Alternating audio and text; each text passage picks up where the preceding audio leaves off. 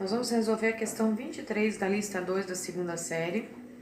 O exercício 23 diz o seguinte: o volume de um bloco metálico sofre um aumento de 0,6% quando sua temperatura varia 200 graus Celsius. Determine o coeficiente de dilatação linear. A gente tem que observar algumas coisas aqui. Primeiro, que ele diz que essa variação de volume de 6% é em relação então ao volume inicial. Então, 6% do volume inicial é 0,6 dividido por 100. 0,6 dividido por 100 é 0,06 de V0. Então, nós vamos usar a equação da variação volumétrica, ΔV é gama V0 ΔT, o ΔV sendo 0,06 vezes V0 igual a gama V0 ΔT, corta o V0, 0,06 dividido por 200 é o nosso gama. O nosso gama, portanto, é 0,00003, ou seja, passando para a notação científica, a vírgula vai andar até o 3, vai ficar 3 vezes 10 na menos 5 graus Celsius na menos 1, mas esse é o gama.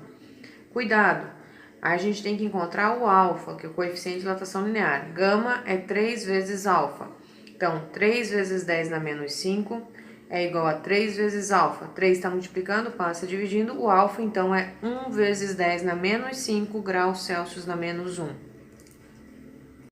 gente vai resolver agora a questão 33 da lista 2 da segunda série. Essa questão diz o seguinte: um recipiente tem a 0 graus Celsius uma capacidade, ou seja, um volume inicial de 1000 centímetros cúbicos. Seu coeficiente de dilatação, o coeficiente de dilatação desse recipiente é de 25 vezes 10 na menos 6 graus Celsius na menos 1. Aquecendo-se o recipiente até 100 graus, ocorre o extravasamento, ou seja, a variação de volume aparente é de 50,5 centímetros cúbicos. Qual o coeficiente de dilatação real da glicerina, ou seja, o coeficiente de dilatação do líquido? Então, inicialmente, nós vamos partindo da variação de volume aparente, nós vamos usar a variação de volume aparente para achar o gama aparente. Então, a variação de volume aparente foi 50,5. O gama aparente é o que eu quero descobrir. Volume inicial 1000, variação de temperatura 100. Fazendo 1000 vezes 100 dá 100.000.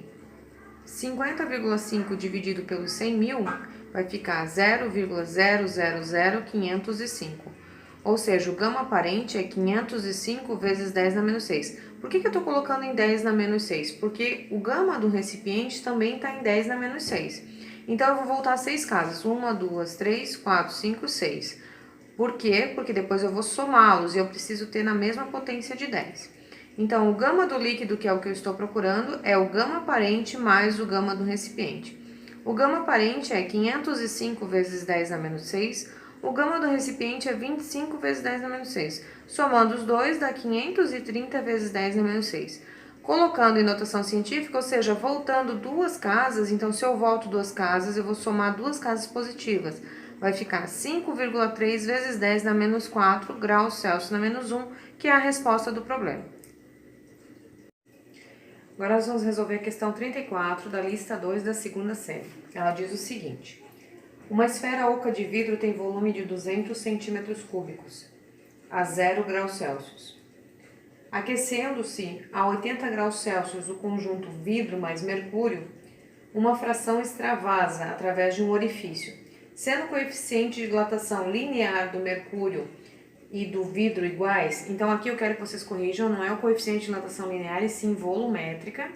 O coeficiente de dilatação volumétrica do mercúrio é 0,000182 graus Celsius na menos 1.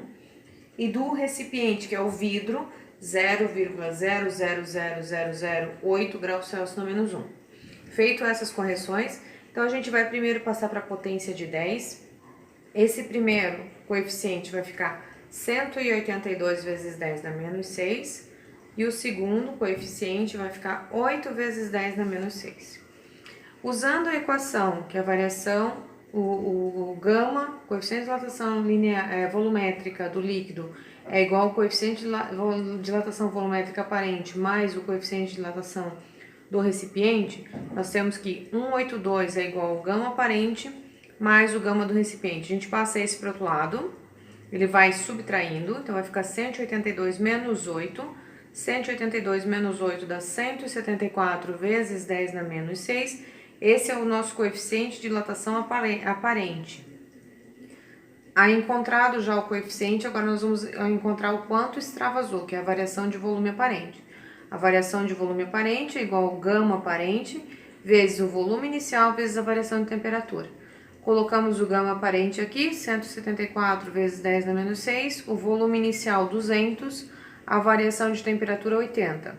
Fazendo essa multiplicação vai dar 2.784.000 vezes 10 na menos 6. Voltando 6 casas, 1, 2, 3, 4, 5, 6, eu vou ter que a variação de volume aparente é 2,784 centímetros cúbicos.